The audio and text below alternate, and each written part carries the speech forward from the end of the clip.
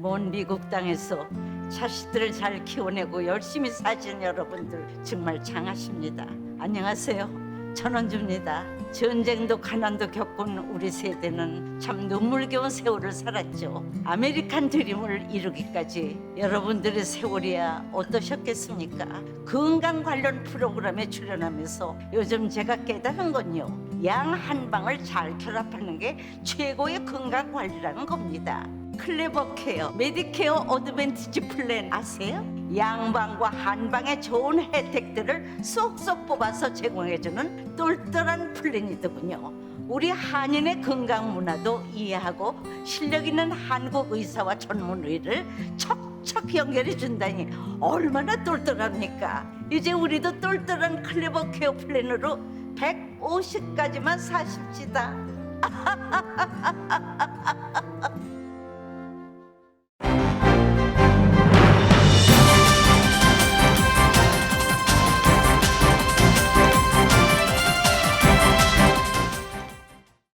마음 따뜻한 5월, 건강하고 행복하세요. 라디오 서울이 함께합니다.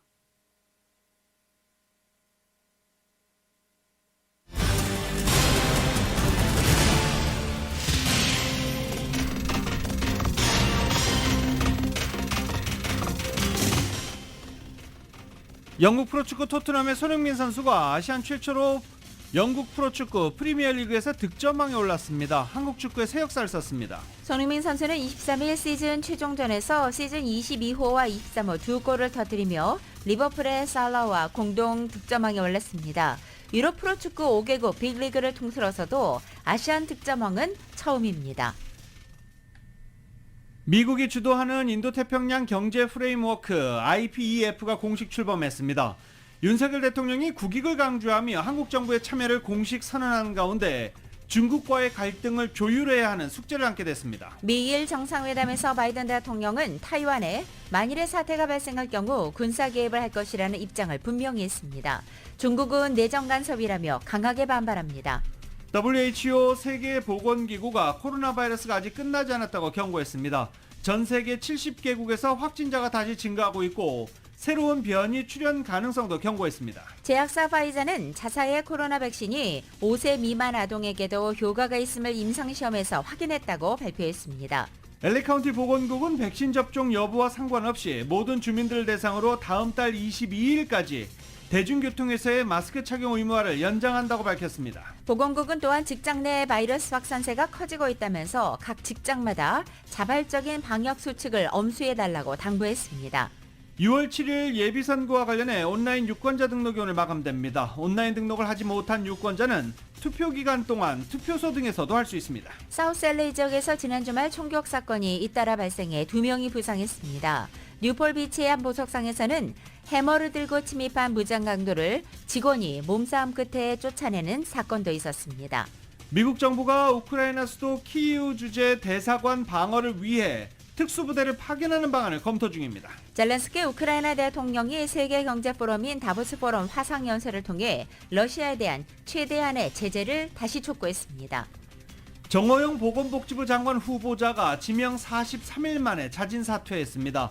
정 후보자는 입장문을 통해 국민 눈높이에 부족한 부분들이 제기된 점을 겸허히 받아들이겠다고 밝혔습니다. 6일 지방선거를 9일 앞두고 여야는 지지층 결집에 총력을 다하고 있습니다.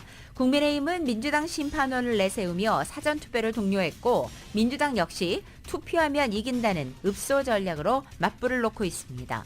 NBA 플레이오프에서 골든스테이트 워리어스가 댈러스를 109대 100으로 꺾고 시리즈 전적 3승 무패로 1승만 더하면 NBA 파이널에 진출하게 됩니다. PGA 챔피언십에서 저스틴 토마스가 합계 6언더파로 우승컵을 들어올렸습니다. 한인 선수로는 케빈 나가 2오버파 공동 23위로 가장 좋은 성적을 냈습니다. 혼조세로 출발했던 뉴욕 증시 현재 상승장으로 돌아선 상태입니다. 원달러 환율은 1264.1원으로 마감했습니다. 남가주는 오늘도 오전에는 흐리지만 오후에 맑아지겠고 한인타운 낮 최고 기온 71도 예상됩니다.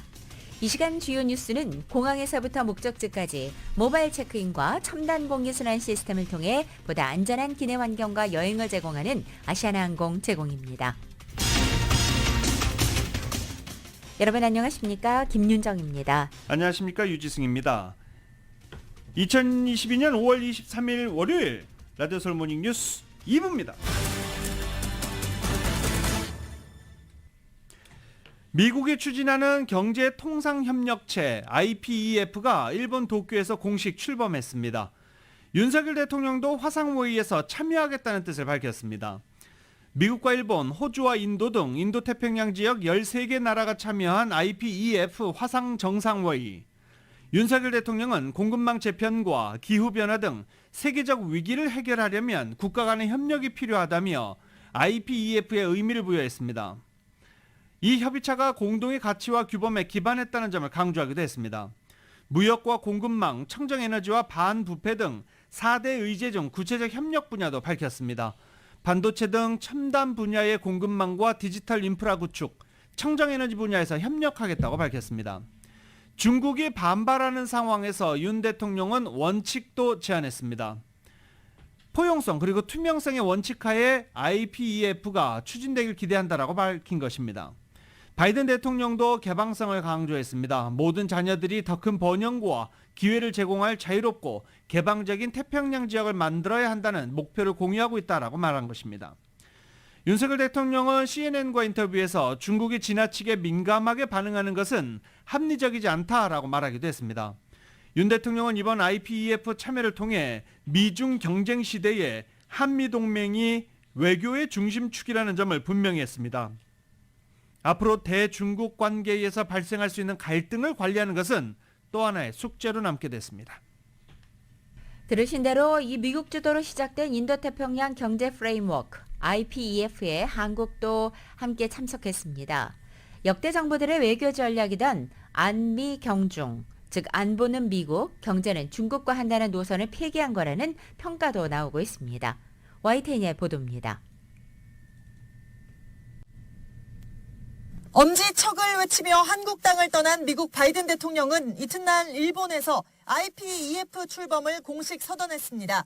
IPEF는 인도태평양 지역 포괄적 경제협력체로 미국이 앞장서고 우리나라와 일본, 인도와 호주 등 13개 나라가 함께 첫 단추를 끼웠습니다. 윤석열 대통령도 용산 집무실에서 화상으로 참석했습니다. 개방성, 포용성, 투명성 원칙에 따라 IPEF가 추진되길 바란다면서 글로벌 공급망 위기에 대응할 국제 공조체계를 강조했습니다. 반도체, 배터리, 미래차 등 첨단 산업의 핵심 역량을 보유한 한국은 영내국과 호혜적인 공급망을 구축할 것입니다. 한국도 굳건한 연대를 바탕으로 책임을 다해 나갈 것입니다. IPEF 선언은 경제 회복력과 지속 가능성, 포용성과 성장 등을 목적으로 영내 협력과 안정, 번영, 개발, 평화에 기여한다고 명시했습니다. 향후 무역과 공급망, 청정에너지와 조세 반부패 등 4개 분야에 걸쳐 논의를 진행할 예정입니다. 다만 우리가 중국 견제 성격의 IPEF에 가입하면서 역대 정부들이 실용주의 차원에서 견지했던 안보는 미국, 경제는 중국, 이른바 안미 경중 노선을 폐기한 거라는 해석도 나옵니다.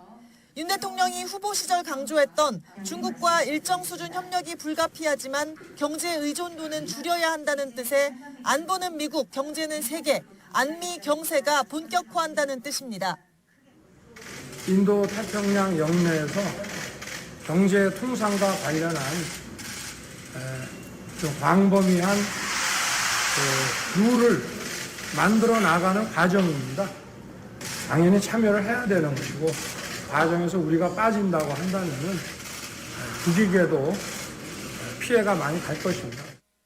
윤석열 대통령은 제로섬 게임이 아니라며 중국과의 관계도 자신했는데 첨예한 미중 갈등 속에 우리 정부의 외교 줄타기도 본격 시험대에 올랐습니다. YTN 조은지입니다. 바이든 대통령이 기시다 후미오 일본 총리와 회담을 통해서 북한의 핵미사일 개발 문제가 심각하다는 인식을 공유하고 미일, 한미일이 긴밀하게 협력해 대응한다는 방침을 확인했다고 공동 기자회견에서 밝혔습니다.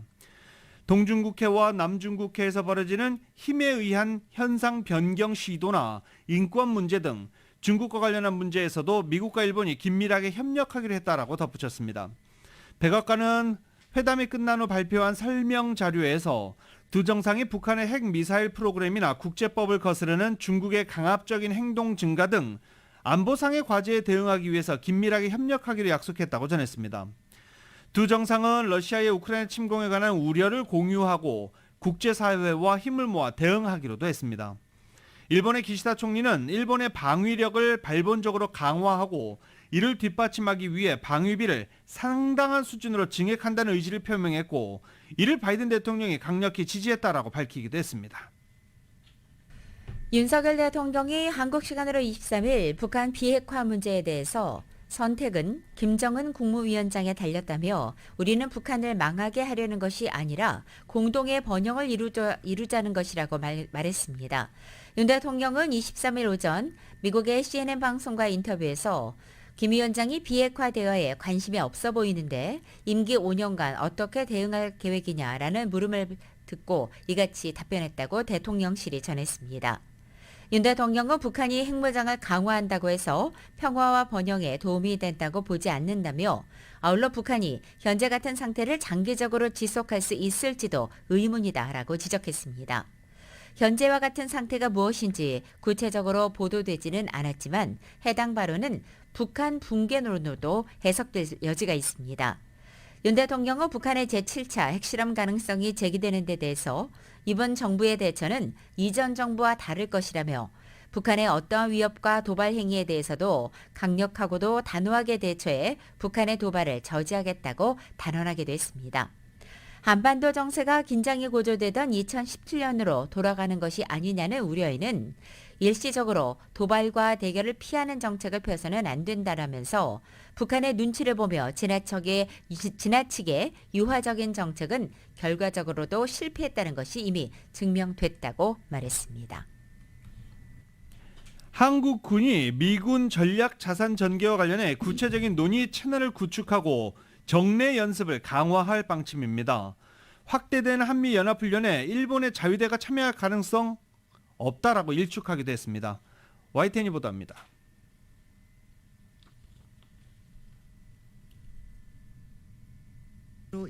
한미 정상은 이번 공동성명에서 대북 확장 억제 방식의 하나로 미군 전략자산 전개를 언급했습니다. 북한 핵 위협 등 유사시 전략 폭격기와 핵 잠수함 등 미군의 전략자산을 전개해 강력한 억제 메시지를 북한에 보내겠다는 겁니다. 필요한 경우 미국의 전략자산의 적시 파견을 조율하면서 추가 조치에 대해서도 지속적으로 확인해 나가기로 했습니다. 이에 따라 우리 군은 구체적인 전략자산 전개 방안을 논의할 한미 간의 채널을 구축하기로 했습니다. 확장 억제 전략 협의체를 포함해 통합 국방 협의체, 한미 안보 협의 회의 등이 논의 채널로 고려됩니다. 또 전략자산을 전개하는 정례 연습이 강화될 전망입니다. 이종섭 국방부 장관은 과거 북한의 도발에 대한 대응 수준이 한계가 있었고 국민 입장에서는 제대로 된 대응이 아니라고 생각할 수 있었을 거라고 지적했습니다. 그러면서 앞으로 미군 전략자산 전개 방식은 지난 정권에 비해 더 구체적이고 적극적일 거라며 국민도 과거와 다르다는 걸 느끼게 될 거라고 자신했습니다. 또 연합훈련을 한반도와 그 주변으로 확대하는 방안도 추진 중이지만 일본이 참가하는 연합훈련에는 선을 그었습니다. 현재 한미일 군사훈련과 관련해서 검토한 내용은 없다는 말씀으로 답변을 드리고, 이번 한미 공동성명에는 확장 억제 대상을 북한의 핵으로 구체적으로 명기하면서 북핵 대응 수준이 전반적으로 높아지고 있다는 평가입니다. YTN 신준명입니다. 백악관은 북한의 핵과 미사일 도발을 예측하기 어렵다면서도 앞으로 핵실험이 있을 것이라고 예상했습니다. 미국은 바이든 대통령이 아시아 순방전으로 북한의 도발이 있을 것으로 예상했었고, 특히 한미 정보당국은 북한이 핵실험 준비를 마쳤다고 판단했습니다. 그런 만큼 대륙간 탄도미사일을 포함한 미사일 시험이나 핵실험을 우려해 왔습니다. 일단 바이든 대통령의 한국 방문이 마무리됐지만 북한의 도발은 아직 일어나지 않고 있습니다.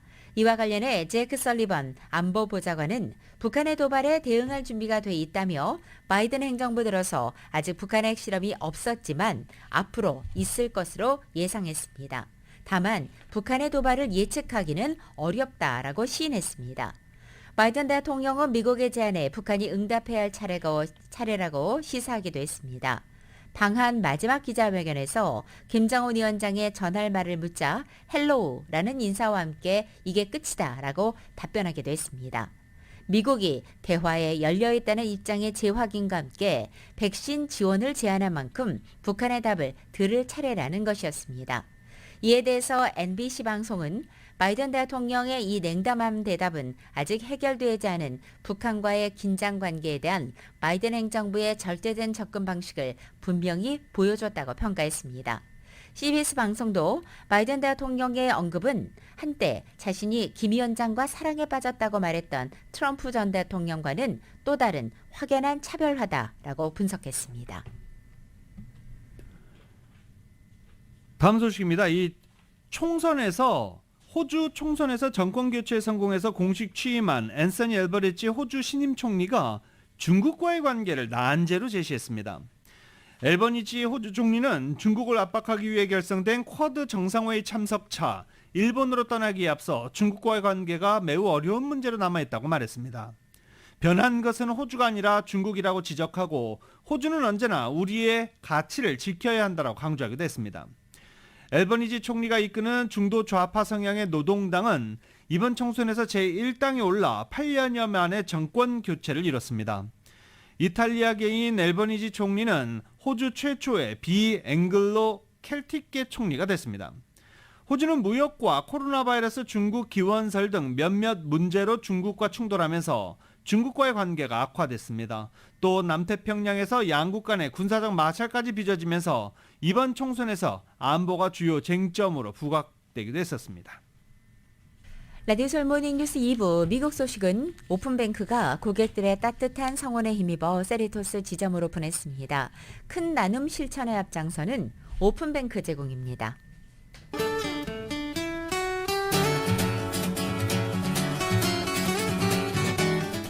매콤한 치킨의 완결판 맥도널드 스파이스 치킨과 너겟을 즐기세요. 맥도널드 제공으로 5월 23일 월요일 남가주의 내십니다. 한 주간을 새롭게 시작하는 월요일인 오늘 남가주 지역 대체로 맑겠고 낮 기온 예년 기온을 살짝 밑돌겠습니다. 이 시간 현재 출근길 하늘은 다소 흐려 있지만 조금씩 거치면서 오후에는 맑은 하늘 볼 수 있겠습니다. 화요일인 내일도 오늘 같은 패턴이 반복되고 내일 낮 기온은 3, 4도가량 올라서 예년 기온을 보이겠습니다. 수요일부터 남은 한 주간도 큰 변화 없이 대체로 무난한 캘리포니아의 봄 날씨 이어지겠습니다. LA 한인타운의 오늘 낮 최고 기온 71도, 밤 최저 기온은 57도 예상됩니다.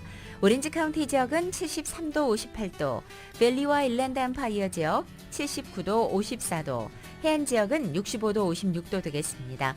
한국은 오늘 전국이 대체로 맑겠고 서울의 오늘 아침 최저 기온이 57도, 낮 최고 기온은 84도까지 오르겠습니다. 오늘의 날씨는 매콤한 치킨의 완결판 맥도날드 스파이스 치킨과 너겟을 즐기세요. 맥도날드 제공입니다. 라디오 솔모닝 뉴스 2부 이 시간은 1250만 불 교통사고 최고 보상 교통사고 전문 천재 변호사 리차드 호프만, 사람을 아름답게 세상을 아름답게 피부과학 셀리온, 총 20억 달러의 승소 크고 작은 교통사고와 상해 브라이언 타필라와 시즐러, 메디케어 시니어를 위한 전문의 허가가 아주 빠른 한인 최고 최대의 서울 메디칼 그룹, 더 나은 세상을 만들어 보세요. 올류 기아 스포티지 엑스프로, 소중한 고객의 꿈을 위해 고객과 함께하는 US 메트로은행 공동 제공입니다.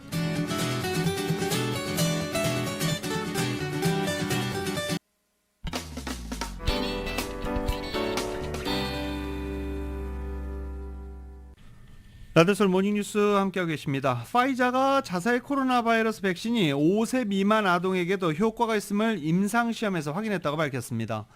파이자는 생후 6개월에서 4세 아동을 대상으로 성인 접종량인 30마이크로그램의 10분의 1 용량 3마이크로그램을 총 3회에 걸쳐 접종한 결과 코로나 바이러스 예방 효과가 80%로 높아졌다고 밝혔습니다. 코로나 백신을 만든 파이자는 당초 2회 접종하는 임상시험을 진행했지만 2차례 접종으로 충분한 예방 효과가 나오지 않자 3차례 접종한 것입니다. 파이자는 곧 FDA에 사용 승인을 요청할 계획입니다. 모더나도 4월 말에 이미 5세 이하 아동용 백신에 대해 긴급 사용 승인을 신청한 바 있습니다. 이런 가운데 미 보건당국은 지난 20일 50세 이상에게 2차 부스터샷, 즉 4차 코로나 추가 접종을 맞으라고 권고했습니다. CDC는 모든 50세 이상 성인은 1차 부스터샷을 맞은 지 최소 4개월이 지났다면 2차 부스터샷을 맞으라고 권고한 것입니다. 또 면역체계 이상이 있는 경우에는 12세 이상도 모두 2차 부스터샷을 접종하라고 권고했습니다. 지금까지 CDC는 65세 이상인 성인이나 기저질환이 있으면 2차 부스터샷을 접종하라고 권고했습니다. 50세 이상에 대해서는 2차 부스터샷을 맞아도 된다고만 해왔습니다.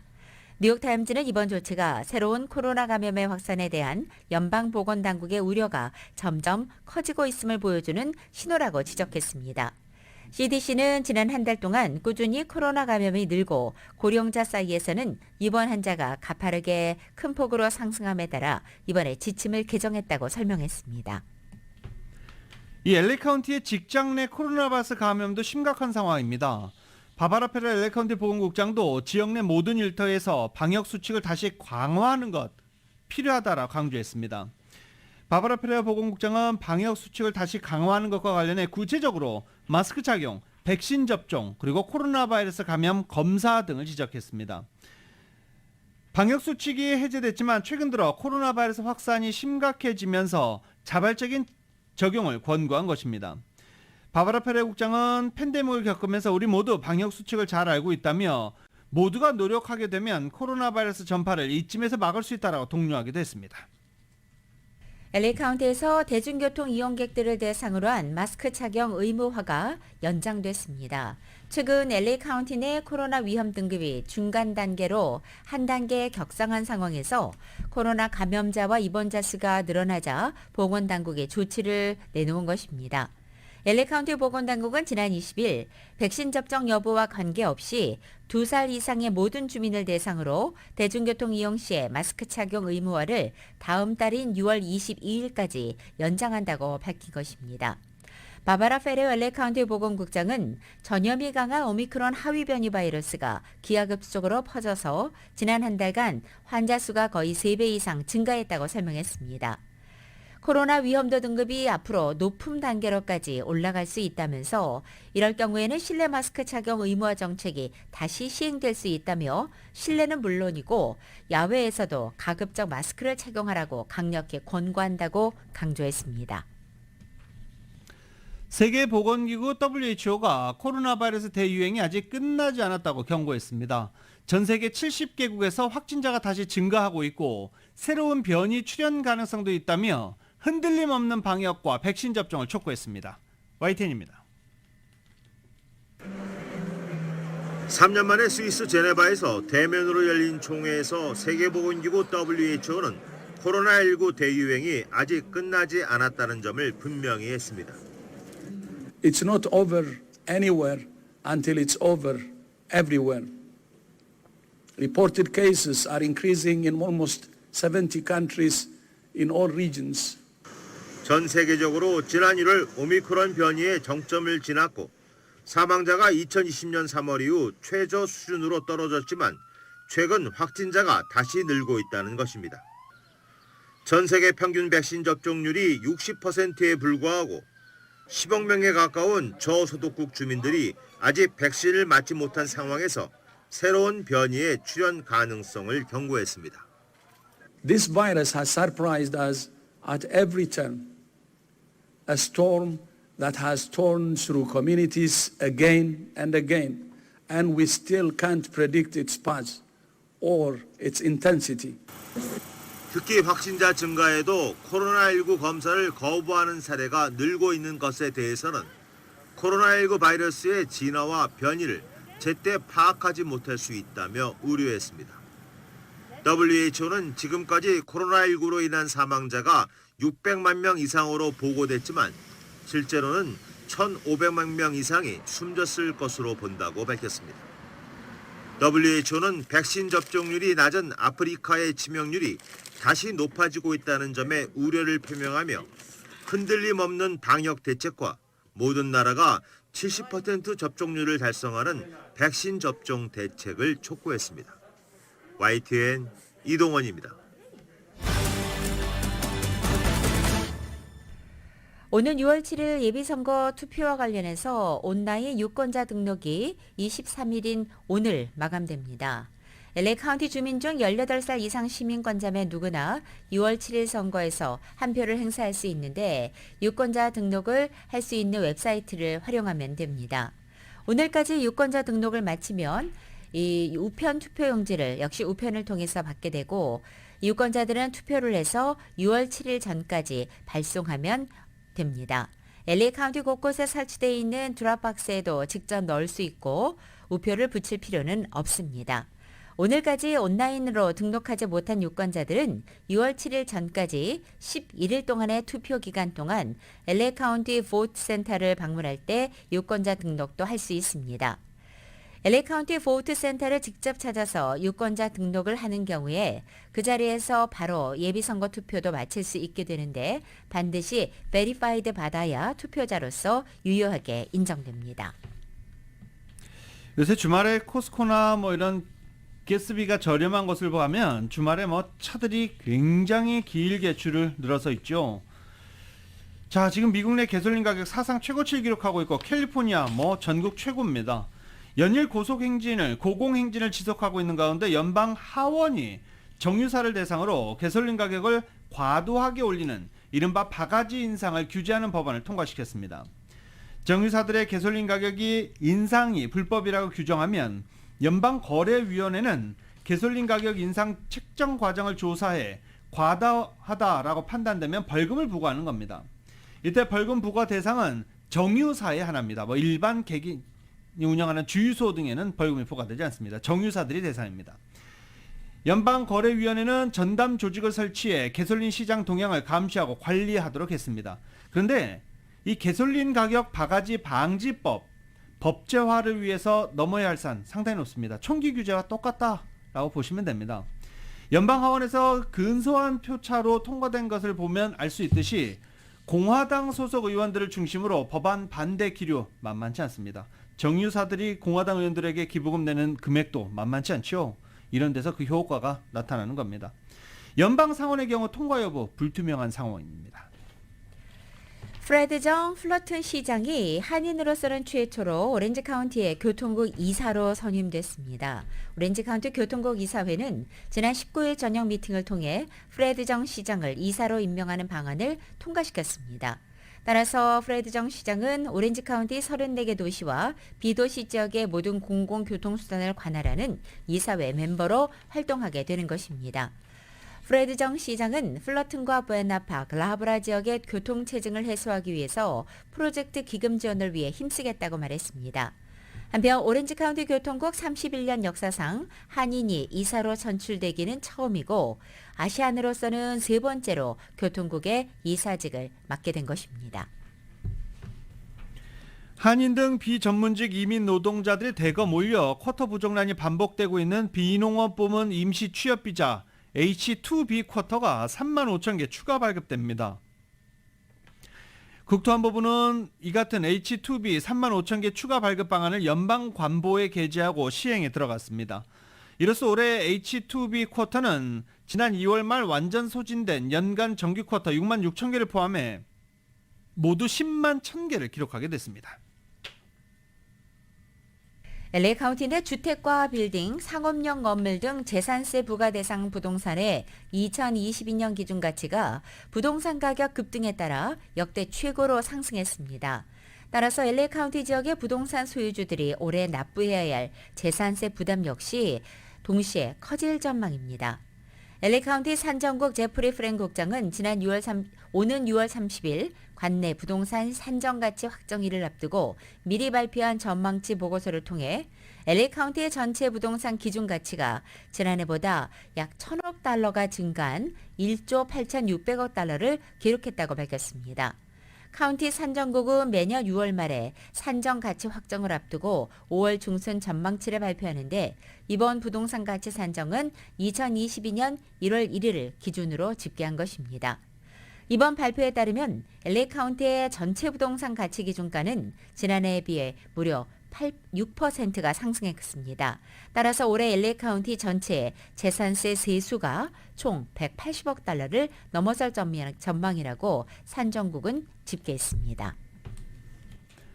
만이복지재단이 2022년 생활지원금 수혜자 신청을 접수합니다. 올해도 장애인, 독거노인, 소년소녀 가장, 싱글맘, 홈리스 등 저소득 가정의 많은 신청을 기다린다고 밝혔습니다. 50명을 선정해 각각 $1,000씩 5만 달러를 지원할 예정입니다. 또 한국 충청도 출신 어린이들을 위해 무료 치료를 제공하고 있는 슈라이너 어린이병원에도 $5,000를 특별 기부할 예정입니다. 수혜 대상자는 연소득 $10,000 이하의 저소득층으로 오는 30일 정오까지 지원서 양식을 만이복지재단 사무실에 직접 제출하거나 이메일로 보내면 됩니다. 어제 헌팅턴 비치에 있는 한 주얼리 가게에 떼강도가 침입했고 이 직원들이 나서서 몸싸움을 벌여 이 떼강도를 물리쳐 화제가 되고 있습니다. 사건은 어제 낮 12시쯤 벨라테라 쇼핑몰에 위치한 프린세스 브릿지 다이아몬드 주얼리 가게에서 발생했습니다. CCTV에 촬영된 당시의 영상을 살펴볼 때 4명의 떼강도단이 이 주얼리 가게에 침입했고 이 가운데 한 명이 망치로 주얼리 진열대를 깨부숩니다. 그러자 직원 한 명이 곧바로 용의자를 공격하며 몸싸움을 벌이기 시작했고 이에 다른 직원도 뛰어들어 용의자들에 맞서 싸움이 시작된 것입니다. 떼강도단은 몸싸움을 벌이며 망치를 휘두르기도 했지만 결국 달아나고 말았습니다. 피해자 중 한 명이 망치에 맞았지만 부상 정도는 경미한 것으로 알려져 있습니다. 이번 사건은 직원들이 합심해 아무런 인명피해나 재산피해 없이 강도단을 물리치는 데 성공했지만 경찰은 이처럼 맞서 싸우는 것은 매우 위험하다고 경고하고 있습니다. 이 그라나다 hils에서 노숙자가 최근 급증하면서 지역 주민들이 불안함과 불편함을 겪고 있습니다. 고장난 차량, 운송 컨테이너, 캠핑카에서 거주하는 노숙자들이 크게 늘었기 때문입니다.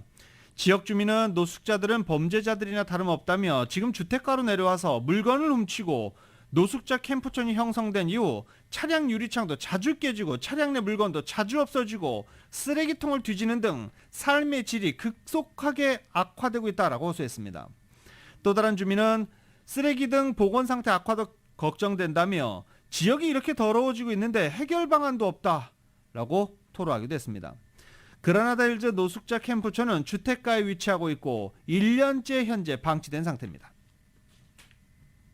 라디오솔 모닝뉴스 2부 이 시간은 1250만 불 교통사고 최고 보상, 교통사고 전문 천재 변호사 리차드 호프만, 사람을 아름답게 세상을 아름답게 피부과학 셀리온, 총 20억 달러의 승소, 크고 작은 교통사고와 상해 브라이언 타필라와 시즐러, 메드케어 시니어를 위한 전문의 허가가 아주 빠른 한인 최고 최대의 서울 메디칼 그룹, 더 나은 세상을 만들어 보세요. 올류 기아 스포티지 X 프로, 소중한 고객의 꿈을 위해 고객과 함께하는 US 메트로은행 공동 제공입니다.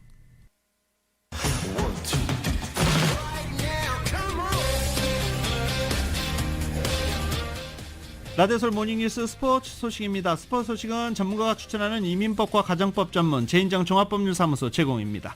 지금 전화에는 최세영 스포츠 해설위원 연결돼 있습니다. 안녕하십니까? 네, 안녕하고 너무너무 안녕합니다. 행복하고 즐거운 아침입니다. 아우, 저도 어제 뭐 이런 저런 거 보면서 몸에 소름이 돋더라고요. 잠이 안 와. 자, 무슨 얘기 하는지 뭐 다 눈치채셨을 텐데 손흥민 선수가 득점왕에 등극했습니다. 그러니까 사실 지난주에 골프 남녀에서 역사를 썼잖아요. 네네. 응? 지난주 우리가 이 스포츠 뉴스 말씀드릴 때. 근데 이번 주에는 또 손흥민이 또 역사를 쓰네요. 그래서 아시안으로서 한국인으로서 최초로 그것도 4개 4대 대단한 리그전이 있는데 잉글랜드 프리미어리그가 최고의 그 권위가 있지 않습니까? 네. 거기에 득점왕에 올랐어요. 이거는 정말 뭐라고 얘기를 해야 되나요? 뭐 덩실덩실 춤이라도 추고 싶은 시간인데요. 손흥민의 LA 시간 어제 오전에 열린 그 EPL과 최종전 38라운드 잉글랜드 프리미어 38라운드 최종전이었어요. 노리치전에 선발 출장해서요. 25분 모우라의 절묘한 패스를 받아 골로 연결을 시켰고요. 22번째 골이었죠, 이게요. 그리고 곧이어 5분 뒤에 또 패스를 받아 23골을 갖다가 골을 넣어버렸어요. 마침내 살라를 넘어서면 단독 득점왕으로 등극이 됐는데 그래 6분을 버티지 못하고 살라가 한 골 넣는 바람에 두 사람이 23골 공동 1위가 됐잖아요. 그러니까 말이에요. 좀 아쉬웠습니다. 정말 아쉬웠어요. 그래서 아무튼 그러나 아시안 최초로 세계 최병호인 잉글랜드 프리미어리그에서 득점왕이 되면서 전 세계 축구인들을 놀라게 했고요. 한국인들은 정말로 아주 신나는 그런 하루였다라고 감동을 시키고 하루 역사, 대역사를 썼습니다. 그리고 토트넘은 유럽 챔피언스 리그까지 진출하는 그런 확정이 됐다고 그래요. 그런데 솔직히 살라는 5골이 페널티킥으로 나온 거 아닙니까? 네. 그러나 사실상 득점왕은 손흥민이 돼야 되는데 손흥민은 23골이 당분 내추럴 골 아니에요. 네.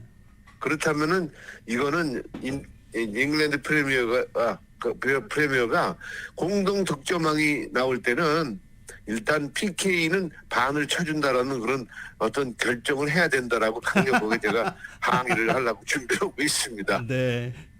참 이렇게 이 축구도 그렇고 지난주 골프도 그렇고 젊은 선수들은 야구는 축구도 이렇게 열심히 잘하고 세계를 빛내고 있는데 우리나라를 그 여의도 쪽에 계신 분들은 요즘 자꾸 좀 뉴스에서 들어보니까 다음 얘기로 넘어가겠습니다. 다음 얘기로 넘어가겠습니다. 야, 박항서 선수도 박항서 감독도 우승을 맛봤어요. 그러니까 우리가 지금 스포츠 중계하면서 그래 세상에 베트남 얘기까지 하게 생겼어요. 네? 제가 목요일날 매주 목요일날 오후에 별난 이야기를 하는 데서 요즘 베트남 전쟁 후기를 좀 다루고 있거든요.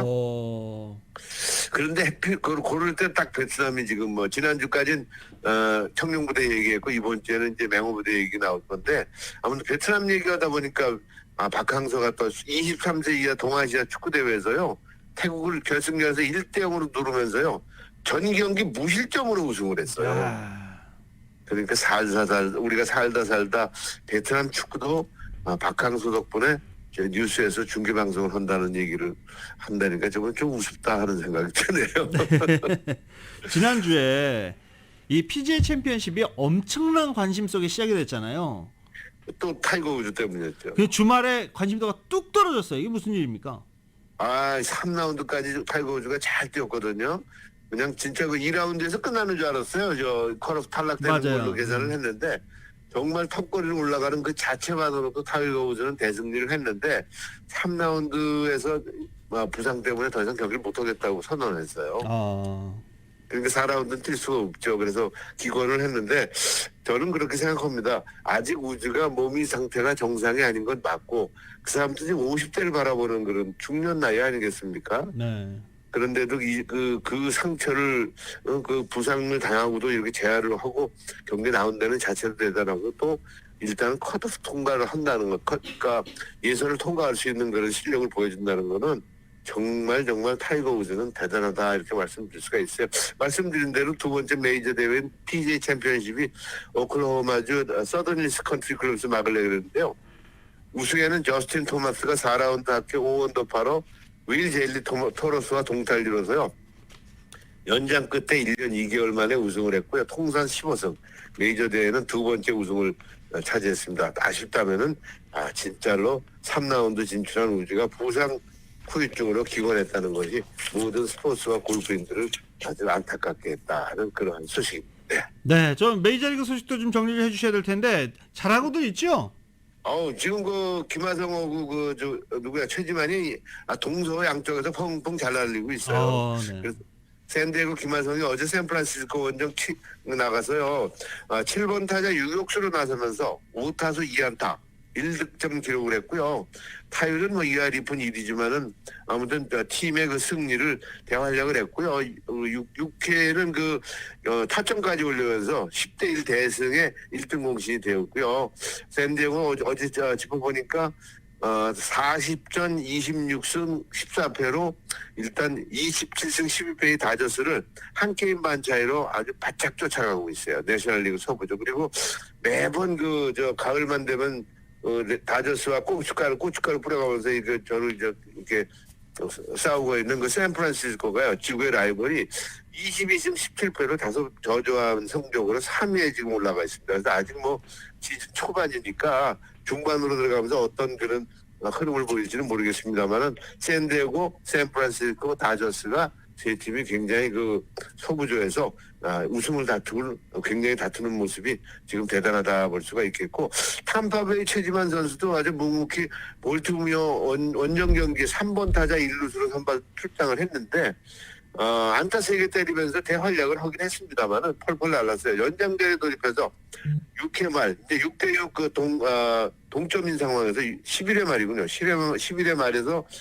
수비 실책을 하면서 한 점을 줘가지고 천당과 지옥을 왔다 갔다 하는 그런 아주 경기 내용을 보여줬어요. 그래서 많은 아쉬움을 갖게 하는데 최지만 선수도 묵묵히 정말로 잘 뛰고 있어서 보기 좋고, 부상 복귀로 토론토로 복귀한 유현진은 최하위 신시내티전에 등판해서요 6이닝 동안에 안타는 여러 개를 맞았습니다만 일단 득점과 연결되지 않아서 1승을 아주 힘들게 따내면서요 승리 투수가 되었다고 하는데, 유현진 선수도 몸 관리 잘해가지고 아주 유종의 미를 거두길 좀 말년에 잘 거두길 좀 기대를 좀 해보도록 하겠습니다. 네. 자, 오늘도 다양한 스포츠 소식 대단히 감사합니다. 네, 감사합니다. 지금까지 최세영 스포츠 해설위원이었습니다.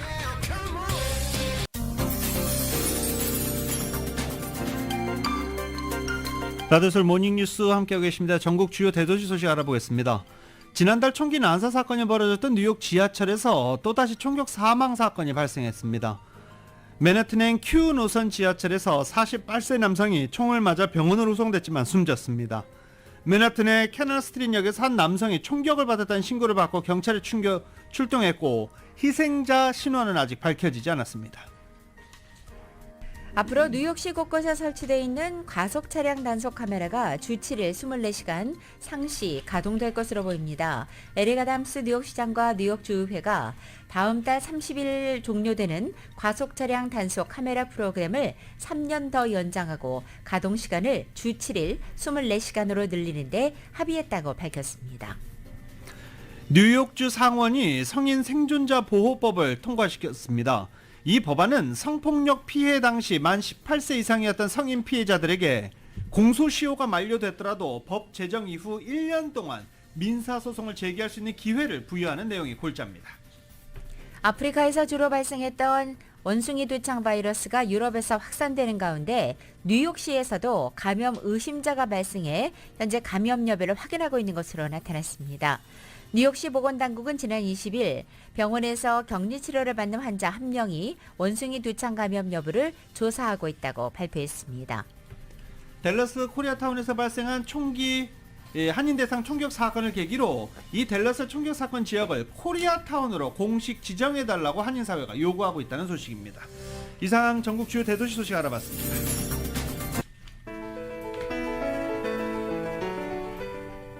2022년 5월 23일 월요일에 전해드린 라디오솔 모닝뉴스 여기서 마치겠습니다. 지금까지 진행의 유지승, 김윤정이었습니다. 라디오솔 모닝뉴스 2부 이 시간은 1250만 불 교통사고 최고보상, 교통사고 전문 천재 변호사 리차드 호프만, 사람을 아름답게 세상을 아름답게 피부과학 셀리온, 총 20억 달러의 승소, 크고 작은 교통사고와 상해 브라이언 타필라와 시즐러, 메디케어 시니어를 위한 전문의 허가가 아주 빠른 한인 최고 최대의 서울 메디칼 그룹, 더 나은 세상을 만들어 보세요. 올류 기아 스포티지 X 프로, 소중한 고객의 꿈을 위해 고객과 함께하는 US 메트로은행 공동 제공이었습니다. 잠시 후 9시에는 강희신의 오늘의 미국이 방송됩니다. 함께해 주신 여러분 고맙습니다.